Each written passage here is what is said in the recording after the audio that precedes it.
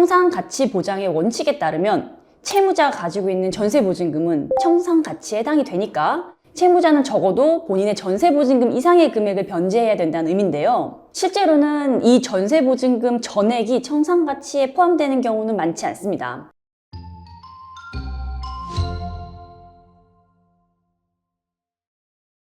안녕하세요. 회생이 다비지의 이미지 변호사입니다.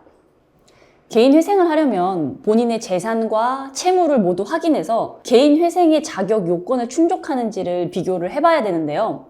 그러니까 보통은 재산 중에서 가장 큰 비중을 차지하는 것이 집, 그러니까 주거 관련 재산이에요. 자가가 아니라 전세인 경우에도 보통 전세 보증금이 다른 재산보다는 당연히 규모가 큰 편이기 때문에 전세 보증금이 어떻게 처리되는지에 따라서 개인 회생 가능 여부가 달라지거나 변제율에 적어도 영향을 미치게 되는데요. 오늘은 개인 회생에서의 이 전세 보증금에 대해서 설명을 드리겠습니다. 제가 여러 번 언급을 한 것 같은데 개인 회생에서 가장 중요한 원칙은 바로 청산가치 보장의 원칙이에요. 이걸 이제 쉽게 설명하면 채무자가 청산을 한다고 할 때, 그러니까 가진 재산을 모두 팔아서 채무를 최대한으로 변제한다고 할 때 그 채권자들이 경매 등의 방법으로 회수할 수 있는 채무자 재산의 총 가치를 청산가치라고 하는데요.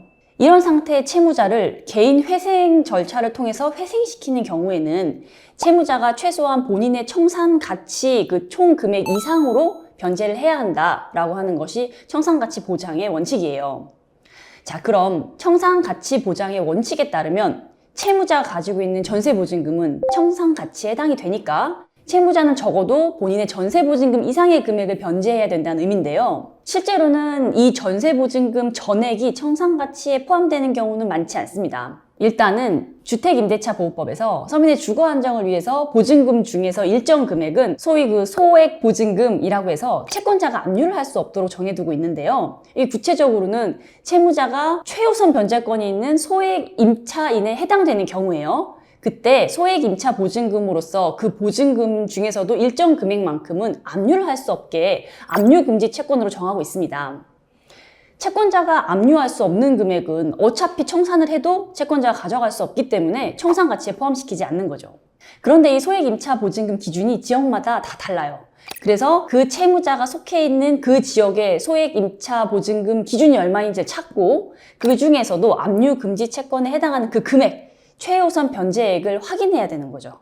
만약에 채무자의 보증금이 소액임차 보증금 기준을 넘어서서 원칙적으로는 최우선 변제액만큼 청산가치에서 공제가 될 수 없는 경우, 그런 경우라고 하더라도 개인 회생에서 인정하고 있는 면제재산제도라는 것을 이용을 해서 우리 채무자의 주거 보장을 위해서 해당 지역에서 최우선 변제액으로 인정하고 있는 금액 정도는 면제재산으로 인정을 해달라라고 신청을 할 수 있어요. 그래서 그 제도를 많이 이용을 하기 때문에 그 정도는 또 공제할 수 있다고 생각을 하시면 되고요.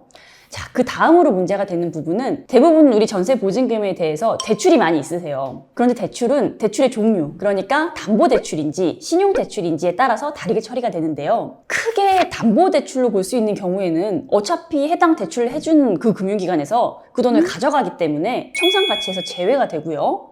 신용대출인 경우에는 전세기간이 종료되면 그 보증금이 채무자에게 반환이 되기 때문에 온전히 채무자의 재산으로 봐서 청산가치에 포함이 됩니다. 자, 그럼 내 전세대출은 어떤 종류의 전세대출인지 어떻게 확인을 하면 될까요? 제일 쉽고 정확한 방법은 대출 받으신 금융기관에 전화해서 물어보시면 되겠죠? 그런데 만약에 금융기관에서 전세보증금을 대출해주면서 질권 설정을 했거나 채권 양도를 받았다면 담보대출이라고 보시면 되는데요. 질권 설정을 했다면 질권 설정 계약서라고 하는 것을 쓰셨을 것이고 채권 양도를 하셨으면 채권 양도 계약서라고 하는 것을 쓰셨을 거예요. 그런 걸 썼던 기억이 있으시면 담보대출에 해당이 되는 거니까 그 대출금만큼은 청산가치에서 제외가 됩니다.